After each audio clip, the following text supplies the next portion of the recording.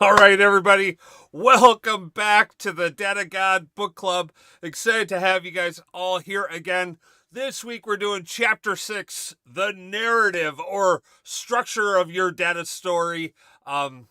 This is one that I think is really important for people when you're putting together your data story and starting to lay out all the points that you want to talk through. I think this chapter had some incredible topics that we're about to get into, so really looking forward to this conversation. Let's head on over to it. Well, let's keep this conversation going.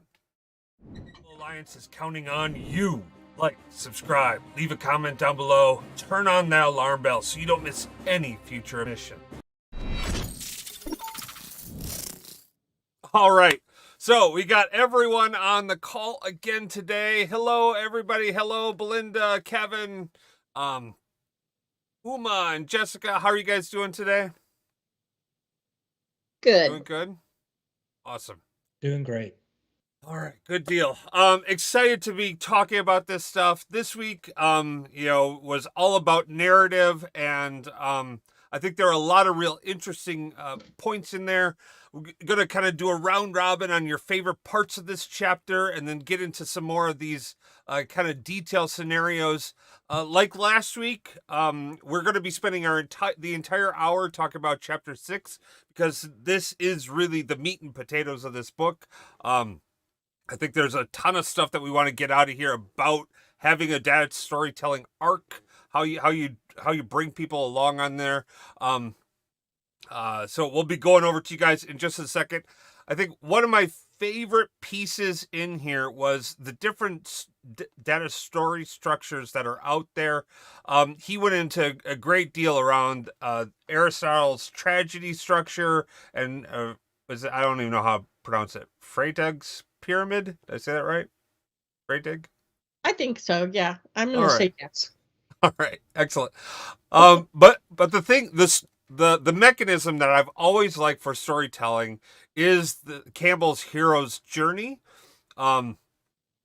He kind of goes into it and it talks about how when you tell a story in this using this mechanism, you're really it's akin to like the Harry Potter stories about how you start off in your normal life, and then all of a sudden there's that call to adventure, that thing that motivates you to action, and you can you can be reluctant, you can not want to take it on, you can face lots of adversity and challenges, but then you suddenly realize that this is something you need to do, and it's a challenge that you must go through and take on. And he points out in the book that this is very hard to tell as a data story, and I think it's when you're trying to tell a data story that is convincing and swaying the audience as to make a change or make a decision, right? To shift from one to another. That this storytelling device or structure is very hard to do. I think this is a real good data story structure when you tell a story about a journey that you've already been on or undertaken. It's a framework that's a great success. Like, if I were to talk about Rockwell's journey into the Power BI Gen 2 and migrating all of our models off of analysis services and off of SSAS and out into this unknown, and the challenges we faced, and working hand in hand with the engineers at Microsoft, in the because we were working on that months before it even went preview, right? It's like working through, like, oh, we should probably have a way to refresh it. Of course, right? All the different pieces that we were adding in and building in. I think this is a real great way, and it's a good framework to set that up, because at the end, we had migrated dozens of models off of analysis services and onto Gen 2, and we had really developed a great mastery for it, right? We had a system down, we had a pattern. Not only did we know that we could do it for Rockwell, but we did it, and we realized that like, okay, this is something that could be repeated over and over again by people outside of that private preview, that that real niche space. So this was actually my favorite point, and it was because it's a different type of story that you might tell along with this, right? So, it's great for recapping and overcoming adversity and challenges, but it might not necessarily be the type of thing where you'd use to persuade someone in a call to action, which is where we'll have lots of our data stories, where we'll get a lot of value from our data stories. Um, what was your favorite part of the book or Well, chapter? uh, I liked the Freytag's chart. I thought that was pyramid. I thought that was really interesting. I also thought it was interesting that guy who is an evangelist for the T word, Ben Jones. He tableau. Yeah. He identified some different story types, and I was looking through these, and these are basically really visuals, but using those to like build up some of that storytelling, some of that insights. I think it's important to remember what these things do and to talk about them, and so and what you're learning from them as you go along, especially like things like the change over time. You know, why is it important? What kind of value it gives? So I thought it was just interesting thinking about the individual visuals in that particular way. I thought that was pretty interesting. Uh, Belinda, I completely agree. In fact, I think we could almost spend an entire hour just about talking about, these 7 items, right? Like, what are the story points and times you'd want to illustrate a change over a time, right? Or a relationship where you're trying to show that there's a disconnect from these. And um, Yeah, I, especially like the outlier. Not enough people pay attention to outliers. I, But I, yeah, go I ahead. I completely agree, and uh, this is actually where my little demo that I put together was on specifically how and why, because I think this is just fascinating, right? So it's almost like I paid you for this. The reality is I did. Almost, but not quite. Yes. I'll put my Venmo in the chat. All right, that'd be great. But to your point, when we talk about a data story, and I was just using um, the data stories that we've kind of put together to kind of illustrate this, right? Like that. How do we use Frigate's uh, story structure to build out and leverage these stories as we go along? And if you read through the book and it talks about, okay, where do you start with? Well, you start with identifying your aha moment, right? That's your pinnacle of the story. Then you try to find your hook and settings, and then you provide users, the people with your background and information there, and then you do that call to action. What's that next step that you have? And so I took just the reports and stuff that we've been kind of looking, we've created in previous weeks and put those together in a data story, right? So here's my my call out and feature about like, hey, we've got some real distinct differences in banks and participation rates, right? So from here you can add in your narrative and provide those types of insights. Specifically, if I wanted to hone in on one user, and I could do that, inside of this experience, and I could, easily see, oops, not copy, but I could go in and see that, okay, hey, it's Guardian Bank that we're talking about, blah, blah, blah. And then here's where we get to the insight, the aha moment, right? Like I wanted to drive up Guardian Bank sales.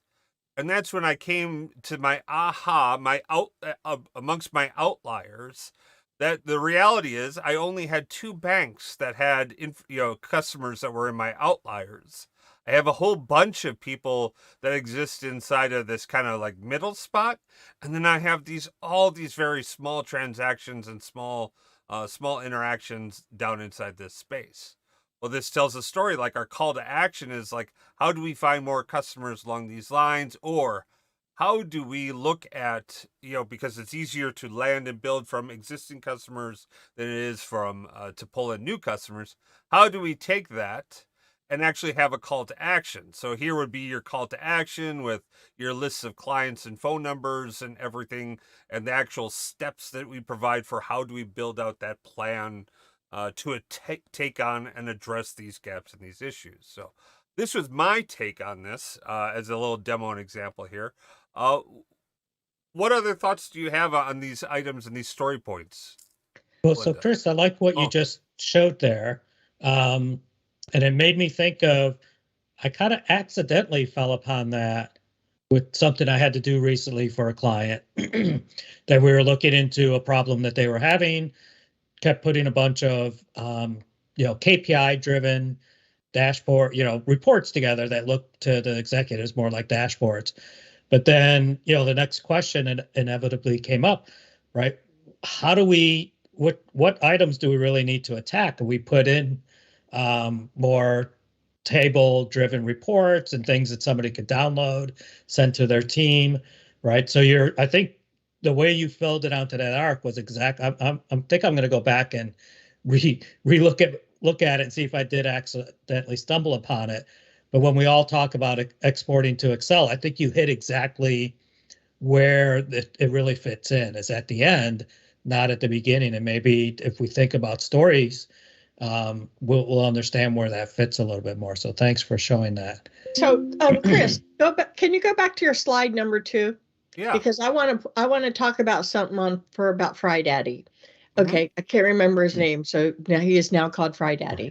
Okay, so I was telling you and Kevin about this before we got on, but because there was a lot of references in the book to these narrative options, how they work in stories and movies, and data. So it wasn't just, it was like everything. So I started thinking about a movie I've probably seen about 4,000 times, My Cousin Vinny. And so as I was doing it, like the hook is with these kids who we saw were innocent. They left the sack of suds with the Jeremy Willis, the clerk, alive. Mm-hmm. Right. And we know they got arrested. So, and then all the buildup, the aha moment comes at almost the very end of the movie. And it's when Vinny is looking at the picture and realizes there's no way their car made those tire tracks. Thank you, because you guys, like me, have seen the movie 4,000 times too. It's actually where I get my favorite movie quote. That's right. Remember the juror who said that? That's right. And so anyhow, but that's an interesting thought that, because you need all that knowledge to get to the aha moment to be able to get actionable insights. The aha moment alone does not give you actionable insights. What gives you the actionable insights is what you're learning in the rising action on the way. So anyhow, I thought that was interesting. But to answer the question about which of those 9 different types, I think relationships is an important one to talk about as well, because it's so easy to infer that a relationship that seems obvious and that it must have some bearing on what's going on, when in fact it has nothing to do with what's going on, right? So, there's a lot of things that, you have to be careful with relationships and be able to really identify them well. And I think just focusing on that is also incredibly important. If you were to go and ask a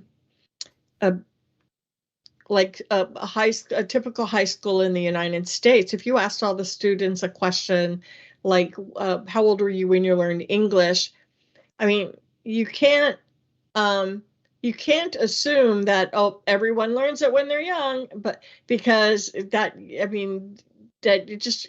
have to filter out like who was born in the United States and who wasn't born in the United States to see what correlations exist. Because if you said that has no correlations to the scores, and does it, who knows? That was just something off the top of my head, not a well thought out example. But you have to make sure. I was initially thinking something male or female related, like, if you ask grandmothers, how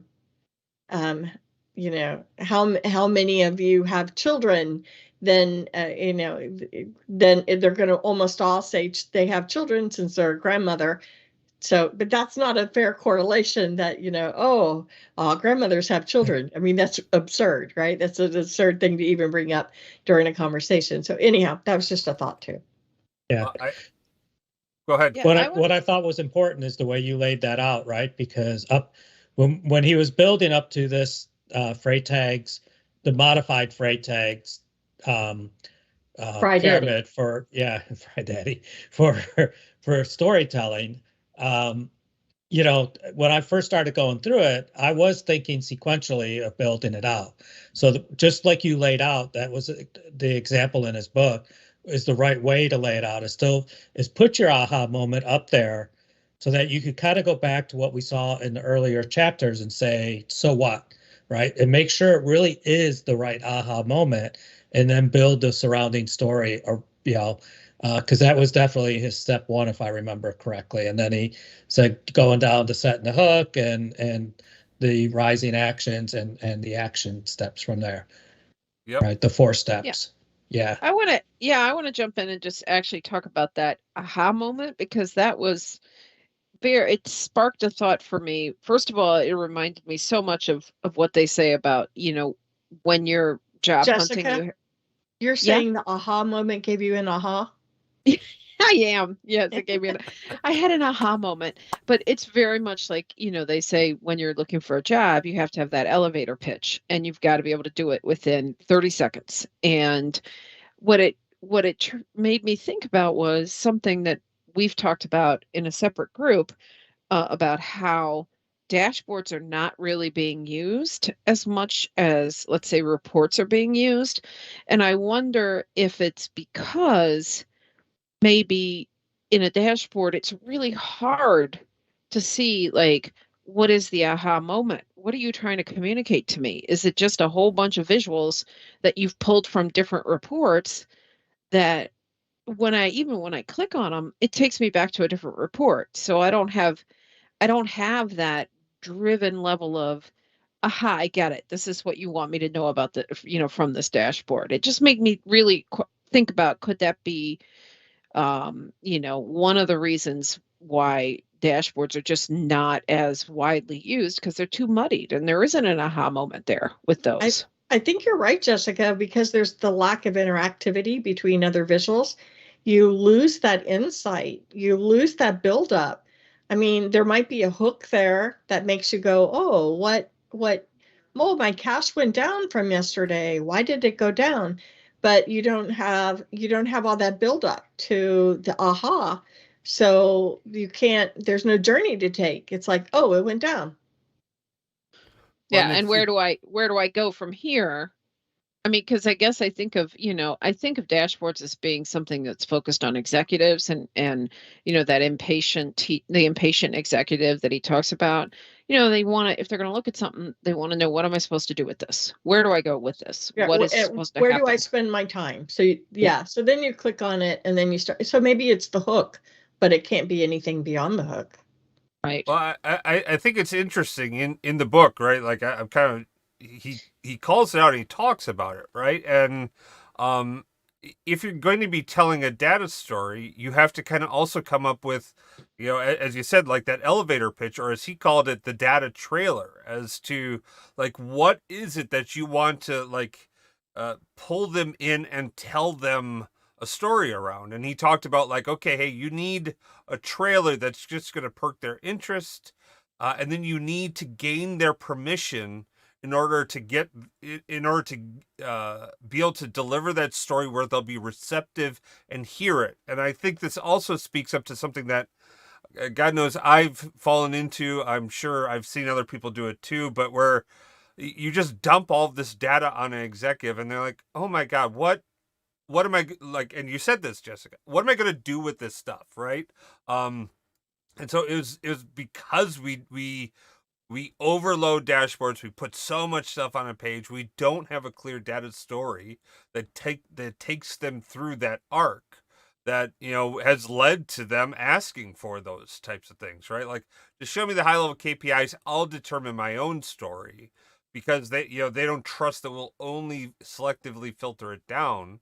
We need to be able to provide this to our leaders and executives so that, it's not just this dump, and that they get better insights. Yeah, that's After Sean and Uma share their favorite parts, I have a question for the collective group that just kept like beating me in the head through this whole chapter and the last chapter. all right. Fantastic. Then we'll go over to Sean. Uma, what was your favorite part about this chapter? So I can take this. Mhm. It was interesting because I couldn't really put my finger on exactly. I love the storytelling element of it, which is kind of my favorite part of the whole book, because obviously a book is one big story, and how Brent Dykes weaves all this together. He takes how to make a data story and makes a story out of that. But my favorite part about this particular chapter was adding a hero to your data story, because I think there's such value in a case study to personify data and to give meaning to that data. Because if you just say whatever, I don't know, 26% of the population in some country in Africa suffers from this illness and it's debilitating and it's awful and we need to help. It's just like, well, that's one thing, that's data. People can look at that, but people can look at that and then they can go click onto their next tab in Google, or they can click past and search whatever thing and not really think about it. It's a little different if you talk about a little girl named Rokia and you talk about how her parents are just struggling to make ends meet, and how it's just like all that she wants to do is to be a pianist when she grows up.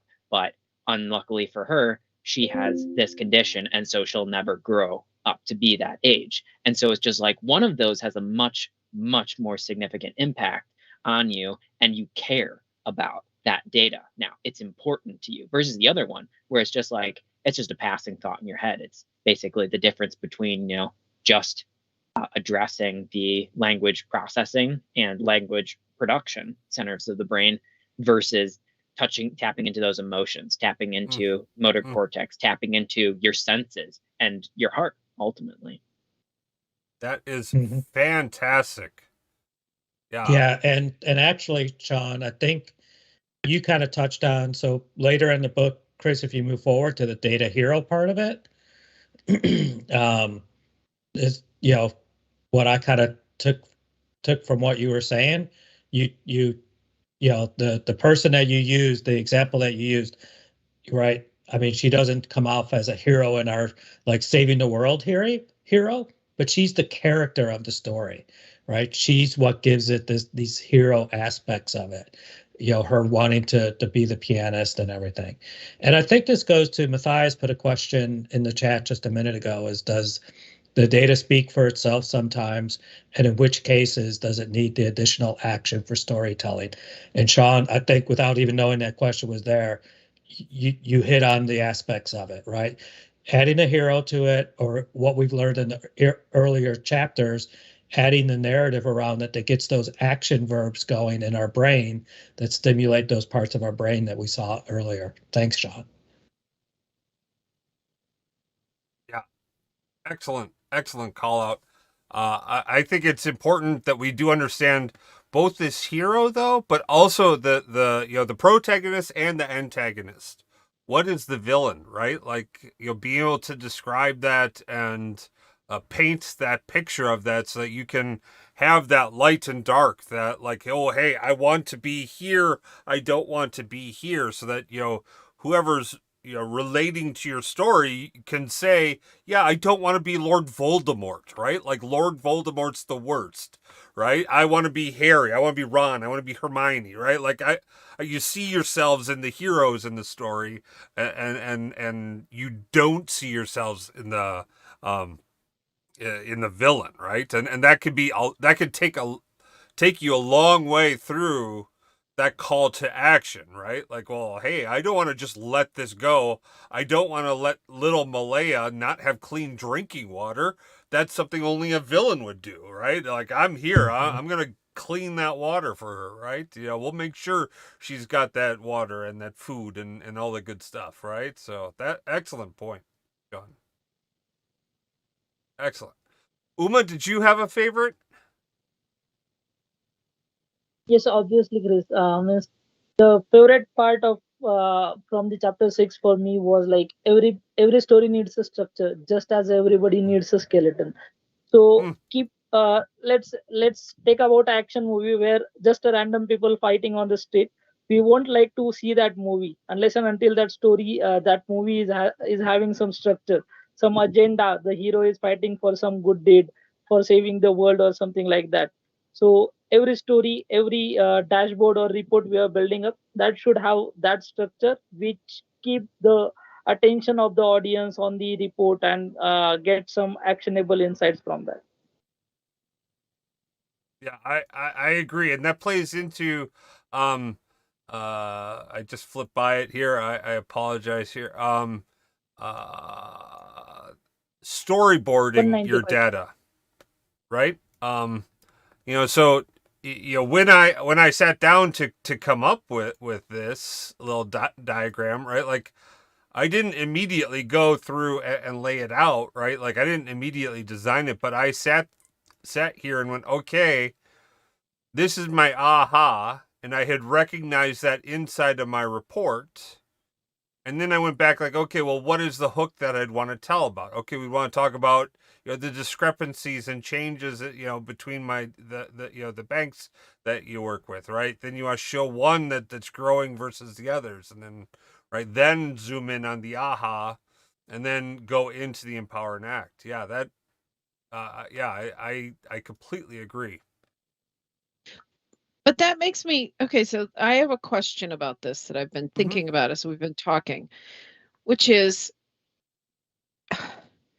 there such a thing as data that we are currently, spitting out in one format or another? Maybe we're still spitting it out in Excel spreadsheets, or maybe we've progressed and, we're using Power BI or whatever we're using. But is there data that we just don't need to be spitting out? Or is there such a thing as sort of commodity data, meaning data that isn't a story. It isn't going to have a hero. It isn't going to have an aha moment. Are there two categories of data? I'm just wondering, because there sure as heck is a lot of data out there being shared, being shown, being presented that certainly doesn't conform to anything like this right now. But my question is, or my thinking is, will it ever? Is it such a thing as a sort of a non data that just needs to be shared but isn't conducive to a narrative? Well, that's really funny, or that's not funny. That's interesting. It's interesting you say that. I think that applies to some of the topics we were talking about last week, where we have data framing experiences, where we're building out a frame to look for stories or to look for aha moments, of which maybe there won't be any, right? But it's a frame that would allow you to understand and look out over your business or your organization or the data and say, yes, there's a story to tell, or no, right? And it's from there where, by going through and analyzing the data and going through different frames, where you'll uncover and find those aha moments that you then build in as part of your story. And so I think it's a building block to it, and it's a foundational piece of it. But some of it, to your point, may never actually be in a story. Well, in theory, the longer that you do this as a business and the better you get at it, the less aha moments are going to come. But you're going to learn, then you're going to be transitioning to a constant search for more aha moments. And then there's always going to be something that gets thrown at you. I mean, look at COVID. It completely disrupted almost every type of business that exists. And that was not something that, you could account for, or you could predict. I mean, you might be able to predict different disruptions in your business from an upcoming political election because of maybe past experience, but nobody saw COVID coming, and then all of a sudden it's here, and our whole world got turned upside down and everything changed. So I think at some point you might have a lull in aha moments, but that's where everyone needs to be working on their skills to improve, looking for them. Yeah, and I'm going to say, to build on what you're saying, Belinda, is that we're in an ever-changing environment, right? There's always, maybe it's not COVID, right? In fact, like Hopefully. we haven't seen anything like COVID ever before, right? At least with global lockdowns and radical changing of society and stuff like that. Hopefully we don't go through that on a very regular basis, right? That should be hopefully never again type of a thing, right?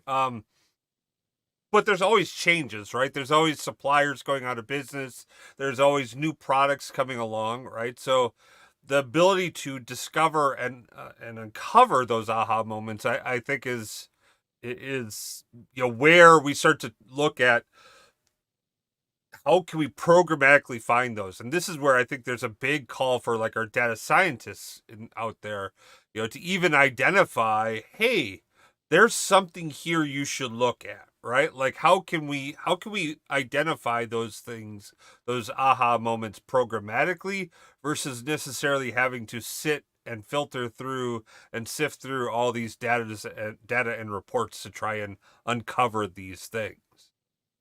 Yes, and that is a great segue to my question that Matthias actually keeps tapping on the door on the question too. So and Jessica did a little bit as well. So I am reading this book and loving every minute of it and wanting to talk about it. So I get the whole concept of helping people learn from their data, because not everybody's a data analyst. But my question is, especially from someone outside the company, like you are, Chris, and you are, Kevin, and I believe Sean and Uma work at Rockton too. Rockwell? Do they? Where does Sean and Uma work? Yep, I do. Yeah, okay. And Jessica's a trainer. So all of us on this call are falling into this outside contributor space. So my question is about, and Matthias was close when he made the question, is storytelling some kind of manipulation or propaganda then? Because my question is, like, when are we doing this for every single report that we're creating? Is there text that gets included? Is it just creating the visuals? Or is it for presentations? Or are you handing over data? Like, it just seems like there's a lot to building the story above and beyond getting into the data. And are we doing this are we trying to make this a deliverable that we can hand over and they can interpret on their own and guide them? I mean, the earlier chapters, they were leading that way. You want to guide them on a journey. But that also kind of leads into what Matthias, and he knows, I know two people, one from Germany, one from France. Matthias spelled exactly the same way, so I never get his name right. And so you know who I'm talking about. But he knows I know who he is, and it's just Belinda nuttiness. So, but where do we? Okay, I want to jump in. I got a Thank thought. you. I got a thought on what you're thinking about there. So, okay. So what I was thinking as you were talking about this, and really as part of my question as well, is I could envision a data-driven culture, which everybody says they want to become a data-driven culture. And I used to think of it as, okay, everybody in a data-driven culture is, data literate. Okay, they know how to read, graphs. They know how to be able to tell if a graph is being misleading or a chart is being misleading. So that's like the entry level of data-driven culture. But then what I was thinking as you were talking, Belinda, was at some point what you could aim for is that everybody culturally understands and can speak to the fundamental data stories that you have in your organization. Just like insert, in cultures, we all understand certain storylines from either the Bible or from Greek mythology or Roman mythology. Like, it's just ingrained in our culture.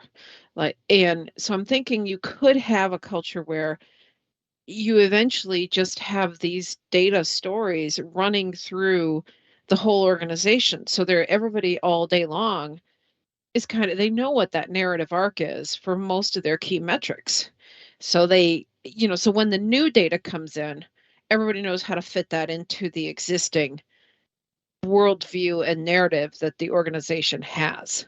So I guess I see it as becoming more of a just part of your culture and as an organization, and that everybody owns that story in the organization. Everybody owns what's happening on the factory floor, because at the end of the day, anybody in the organization can have an impact on those numbers and help make them better or worse.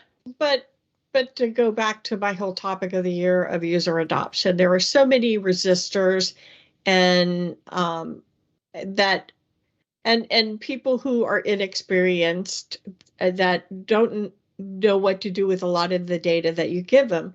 And so I totally get, and Mr. M, that's my new name for him, or MK,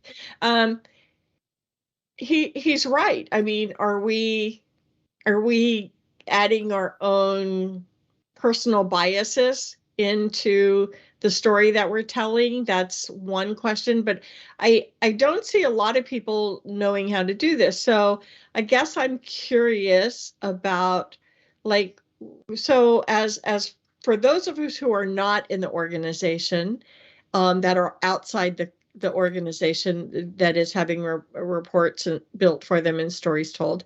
I mean, is it just the way we build the visuals that they go from one visual to the next, or do we add text, or what?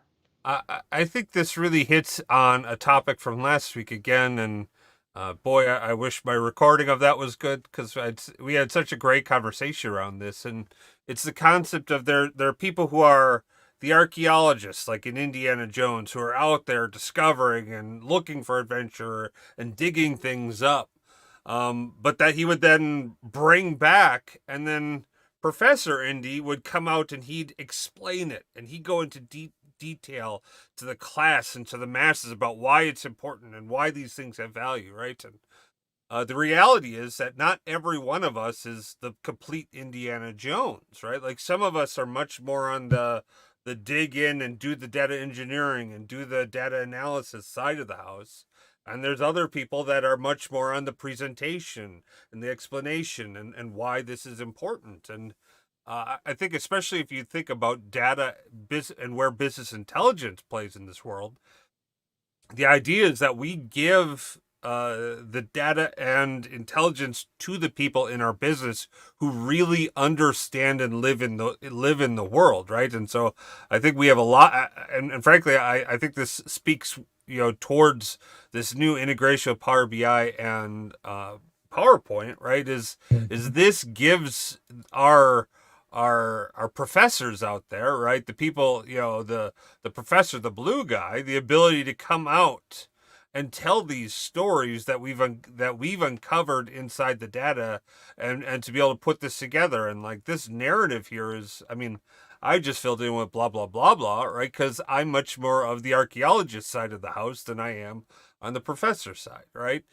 Because the business understand what's going on inside, their world. I mean, Sean, you work in engineering in our factories. I guarantee you can tell me more about what goes on factory floor than I can, because I've only seen it through glass. I've been on the other side of glass when I look at them, so I don't really know, right? And it's making this stuff accessible that I think is where that transition really comes. John, what's your thoughts on this? But let me just jump in there, because sorry, I just have to respond. So I guess the question I have is, if you say that, you as the archaeologist still have to have some baseline idea of, where are you going to go mining? Where are you going to go digging? You got to have some sense of where you want to go, which means to me, that there's a level of shared ownership and understanding of corporate data, however you describe that, Yeah. and that we have to spread that ownership, throughout the organization. That topic came up last week as well, right? Is with the exact slide that Chris was just showing. It may take a team, in order to complete both sides of Indiana Jones. But I also want to go back to the part when Belinda was asking her question, because I came out with a very firm answer. What I heard part of your question was, do all of our reports blend to storytelling, or do we need to get storytelling on all of our reports? And the answer, as you were asking that question, to me is a hard no. I think we produce more reports for the archaeologist side of Indiana Jones. And then, like Chris, I was thinking right along the same lines with Chris, now with the embed into PowerPoint, the professor side would embed that into PowerPoint and freeze that insight or those key insights as to whichever one's the aha moment and the supporting insights. And now they're building their arc within those pages to tell it, but both based upon something frozen that got them there. But we're building not the majority of our reports to explore. Okay, I get that. So let's talk about roles. So because like my question is all blurry. It wasn't just me asking it. In my head, it's still very blurry. And so this is a question that I have. So if we think about the roles, let's say you have a data modeler, you have a report designer, and the data modeler, I'm thinking they obviously need to be, I don't think they need to worry so much about aha moments. They just need good, clean data, right? They might need to know we need more data, and there might be some relevance to getting this data in as they get help from the organization. But they're building the map that the archaeologist is using to find the Ark of the Covenant. Right. That's what the data modeler does. Yeah, but so wait a second. Okay, hold on. Wait a second. But a data modeler has to know at some level has to know already what kinds of insights you want to get out, because they have to build the right measures and they have to build the right, approach to the model to make those measures efficient. So I don't think the report developer could build the measures, right? So they're building the map, right? And map might be some of the main measures that come out of it and everything, but the modeler is building the map of how to navigate through the data in order for the archaeologist, the report developer, to find different things. Okay, so I'm going to split the middle here, and I'm first going to tell you my favorite New York City story of living in New York. I lived there a long time, and they're down in Times Square, they have these characters who dress up that you could pay to have your pictures made with them. And one time I was walking home, my husband and I were walking home from dinner, it was night, and there were guys out there trying to give away tickets to comedy clubs. And I guess they invaded each other's corner, and they started getting into a physical fight, and an Elmo walked up. Yeah, Elmo, tickle me Elmo, and was trying to break up the fight. And all I could think of, what was he saying? Can we get along? So I'm doing the same thing with the two of you. In my mind, when I asked the question, Jessica, I was thinking that the report designer was really going to end up doing more of like the DAX work. And so I agree with you. Yeah, they definitely, I think there needs to be somewhat of an insight to be able to build the DAX functions that are necessary. Whether they come up with those DAX functions from their own insights, or whether they're the data modeler is getting them from someone else. Yeah, I agree. There has to be some of that as part of the data modeling. So I'm kind of splitting the difference between the two of you.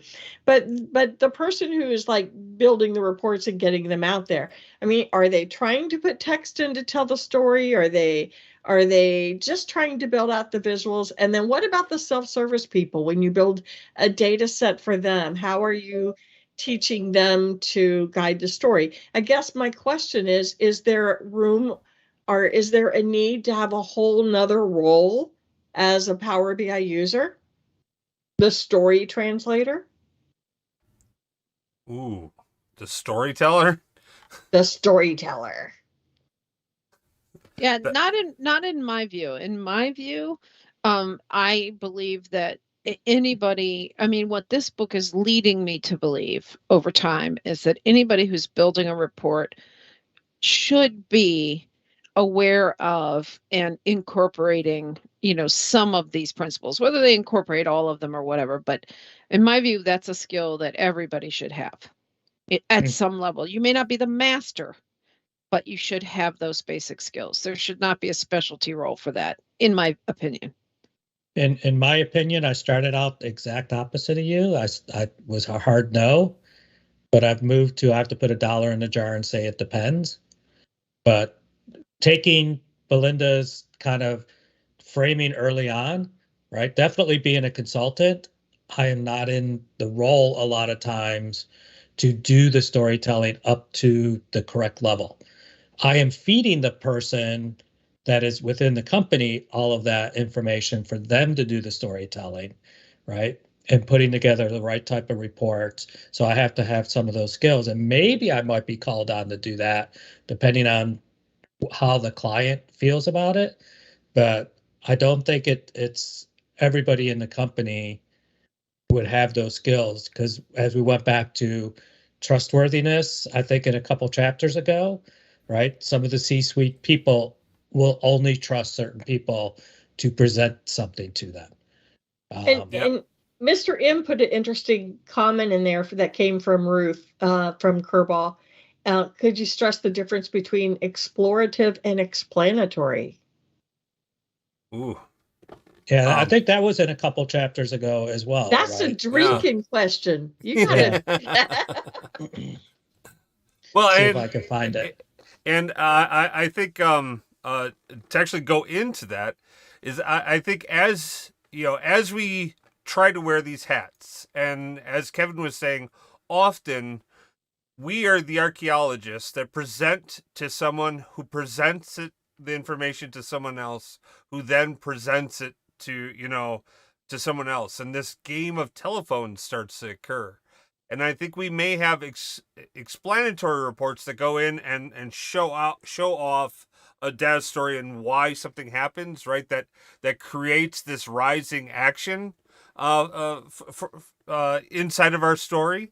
But I think we'll have exploratory reports that allow us to dig in and understand more of the background and the history. And it's important for people to understand how to use those exploratory reports, because as you do that handoff and as that question, as that story gets passed on to that next like tribal leader to take on and to spread up, they may have more questions that if they're able to self-explore and answer and help build that rising action, that can really help with your ability to deliver that story 1, 2, 3, 4 people down the road from yourself.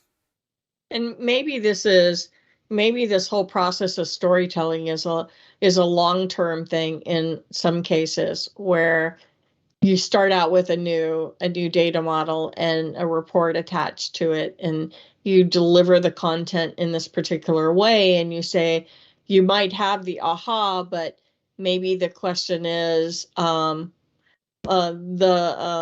hook. Here's the hook.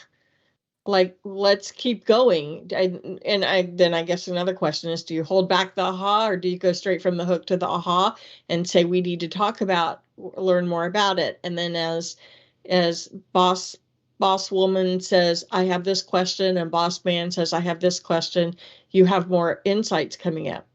Mm-hmm. Yeah, because when we were talking about exploratory versus explanatory, he has this at the beginning of chapter 4, and the attributes that tend itself to be better to storytelling is insightful, explanatory, concrete, finite, and curated. To where it doesn't go towards storytelling is informative, explanatory, abstract, continuous, and automated. And so what I listed last, right, would be more of the typical reports we put together and give to somebody that has the business understanding to see them, they're the ones that tend to see that aha moment in it. And then we help them put those concrete, finite, curated examples together to get to this point, to put that arc together, like you were just saying. They found that aha moment, they're going to capture it, however, and then we grab other insightful insights to build up to that climax of that aha moment. So the data, I would agree with that. The data analyst is typically the one who is doing the exploratory information, looking for the hook, looking for the aha. And I guess we really need to be focusing on a delivery method and an open method that we're encouraging everyone to be part of the build up to the aha. And so maybe in some cases we hold back the aha, and some cases we don't. We throw it right out there, I guess. Well, and that's interesting. That also goes into like chapter 5. We had some and it's talked about here a little bit too, about how like data stories can have conflict in it, right? And you know, if you're talking about something where it's like, hey, numbers say we should be cutting the staff in a department by 20%, that's going to naturally have some conflict that associated with that, right? And how do you break that conversation, or how do you have those conversations with people? It's important to understand that, hey, there's a human side of this, right? That means, Tim's going to get let go, once, if we tell this data story, right, at the end of the story, this guy, this gal, this, whoever loses their job, and that's something you have to be very delicate with and understand the consequences of it, right? Because it's not always a good story that we're telling, and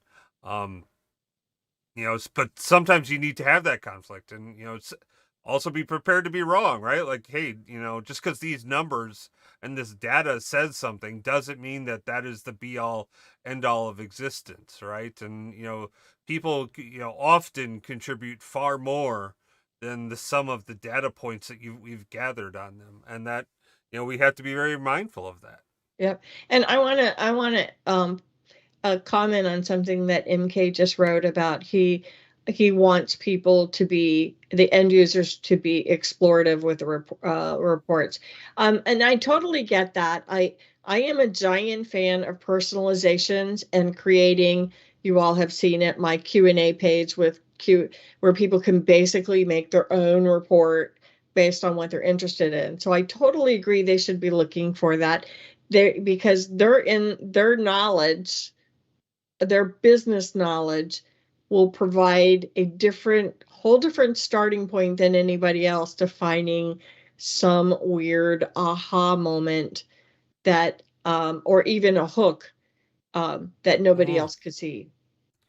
Yeah, so and then I think that goes back to what Jessica said, is then, right, could that person become the storyteller? And hopefully, yes, as you're building out that whole data culture, right? Because if they hit on an aha moment, it'd be great if they could be the storyteller using the arc or using the technique that we're talking about, right, to help get there. And that's what I was thinking of when I was like doing it a little more, because and bringing it in slowly and incorporating people's insights, it not only helps them solidify the data that you have in front of them, but you're also teaching the entire company how to work together in an interactive storytelling capacity. Yeah, I think for me, what I keep thinking about is, my experience working, for a ginormous consumer products company, Unilever, and how disconnected most people felt from, what impact they could have on, sort of results.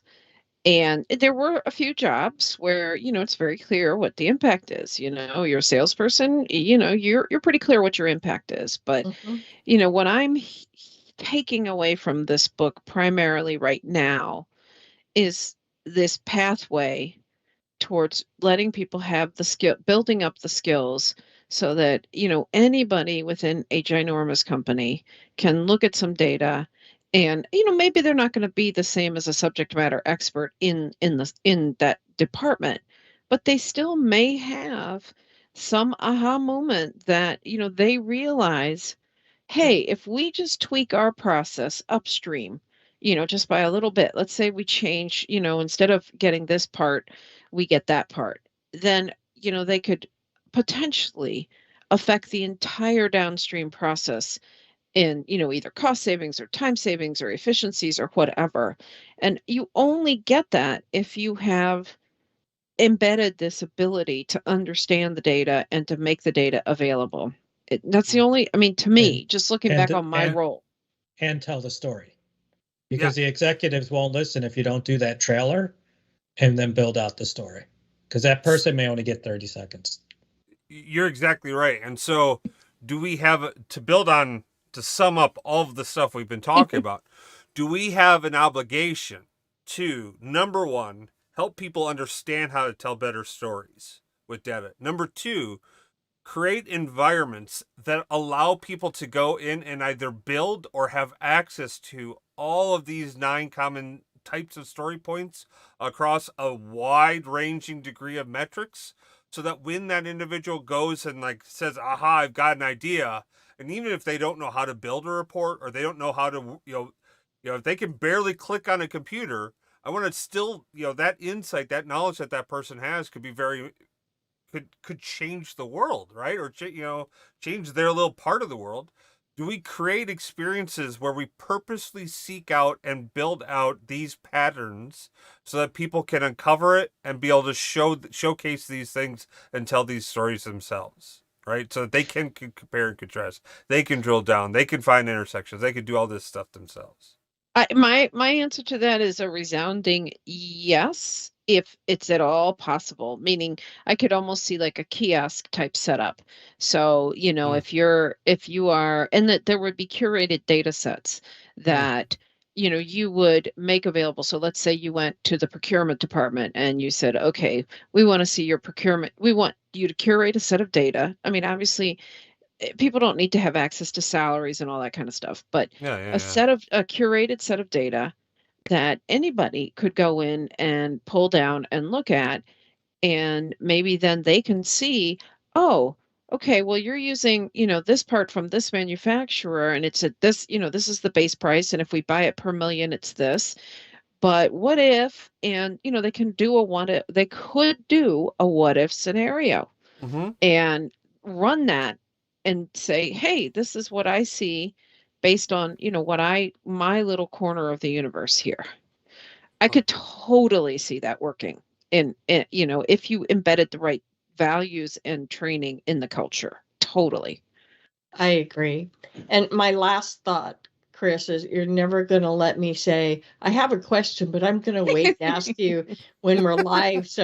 Because it monopolized the bulk of the entire hour. So but I thought it was really good because you know what? We actually got really good dialogue going. So, Belinda, you do not have to fix every disagreement of intellectual disagreement. I didn't, because I was answering honestly.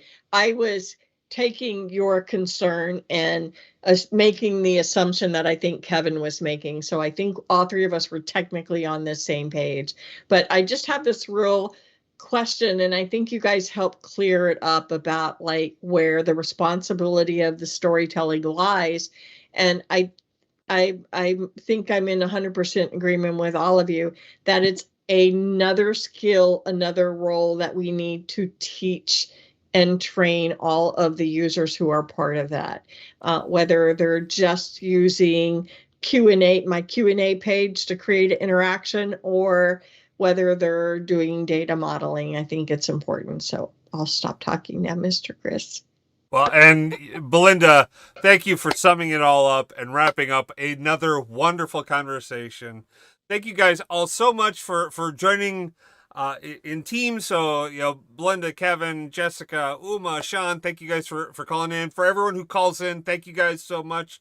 It's this dialogue that I think is so valuable. Thank you for everyone who's joined the live stream. We really appreciate you guys as well. That online communication has been awesome. Hopefully the sound is better this time. Looks like it by our viewers. So thank you guys very much. You have a great day. Peace.